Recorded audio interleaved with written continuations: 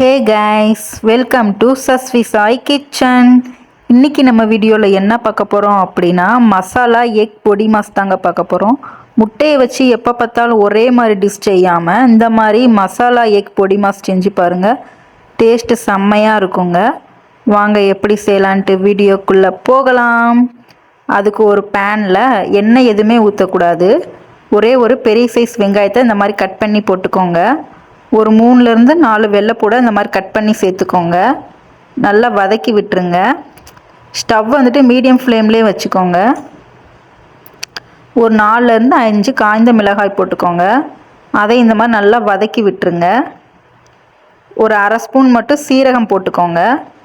எல்லாத்தையும் நல்லா ஒன்றா வறுத்துருங்க. நல்லா வறுக்கணும். நெக்ஸ்ட்டு ஒரு அரை ஸ்பூன் மட்டும் மிளகு சேர்த்துக்கோங்க. எல்லாத்தையும் ஒன்றா வறுத்து எடுத்துட்டு அதை தனியாக ஒரு மிக்சி ஜாரில் போட்டு நல்லா அரைச்சி எடுத்துடணும்.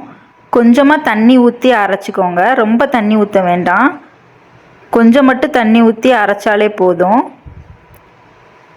இந்த அளவுக்கு தண்ணி ஊற்றினா போதும். இது இந்த மாதிரி ஃபைன் பேஸ்ட்டாக அரைச்சி வச்சுக்கோங்க. தனியாக இருக்கட்டும். மறுபடியும் அதே பேனில் 2 ஸ்பூன் அளவுக்கு கடலெண்ணெய் சேர்த்துக்கோங்க. எண்ணெய் நல்லா காஞ்சதுக்கப்புறமா 1 ஸ்பூன் கடுகு, ஒரு கொத்து கருவேப்பிலை போட்டு நல்லா தாளிதம் நல்லா பொரியட்டும். பொரிஞ்சதுக்கப்புறமா ஒரு சின்ன சைஸ் வெங்காயத்தை நான் கட் பண்ணி சேர்த்துருக்கேன்.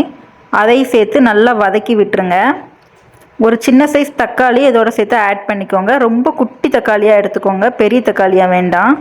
இந்த அளவுக்கு வெங்காயம் தக்காளி வதங்கினதுக்கப்புறமா நம்ம அரைச்சி வச்சுருக்கிற பேஸ்ட்டை அதோட மிக்ஸ் பண்ணி விட்டுருங்க.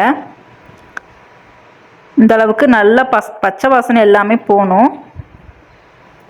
மசாலாவோட பச்சை வாசனை போனதுக்கப்புறமா இன்றைக்கி நான் ஒரு 3 முட்டை எடுத்திருக்கேன். 3 முட்டையை இதில் உடச்சி ஊற்றிக்கோங்க. ஸ்டவ் வந்துட்டு மீடியம் ஃப்ளேம்லேயே இந்த டைமில் வச்சுக்கோங்க. நான் 3 முட்டையை ஊற்றிட்டு உடனே நல்லா கிண்டி விட்டுட்டேன். இந்த அளவுக்கு நல்லா கிண்டி விட்டுருங்க. தேவையான அளவுக்கு உப்பு சேர்த்துக்கோங்க. நான் 1 ஸ்பூன் அளவுக்கு உப்பு சேர்த்துருக்கேன். ஒரு அரை ஸ்பூன் மட்டும் கரம் மசாலா போட்டுக்கோங்க. ஒரு ஸ்பூன் அளவுக்கு மல்லிப்பொடி சேர்த்துக்கோங்க. சேர்த்து நல்லா ஒன்றா மிக்ஸ் பண்ணி விட்டுருங்க. எல்லாத்தையும் இந்த அளவுக்கு ஒன்றா மிக்ஸ் பண்ணி விட்டுருங்க. தண்ணி எதுவுமே சேர்க்கக்கூடாது. எண்ணெயிலே தான் வதக்கணும். அவ்வளோதாங்க. லாஸ்ட்டாக கொத்தமல்லி இலையை தூவி விட்டு இறக்கிடலாம். டேஸ்ட்டு செம்மையாக இருக்கும். சாப்பிட்டு பார்த்துட்டு எப்படி இருக்குன்றதை மறக்காமல் கமெண்ட்டில் சொல்லுங்கள். அவ்வளோதான் ஃப்ரெண்ட்ஸ். இது நீங்கள் எல்லா வகையான சாப்பாட்டுக்குமே நீங்கள் கூட்டாக யூஸ் பண்ணிக்கலாம். இல்லை சாதத்துலேயே நீங்கள் பிசைஞ்சு சாப்பிட்டீங்க அப்படின்னா டேஸ்ட் அட்டகாசமாக இருக்கும்.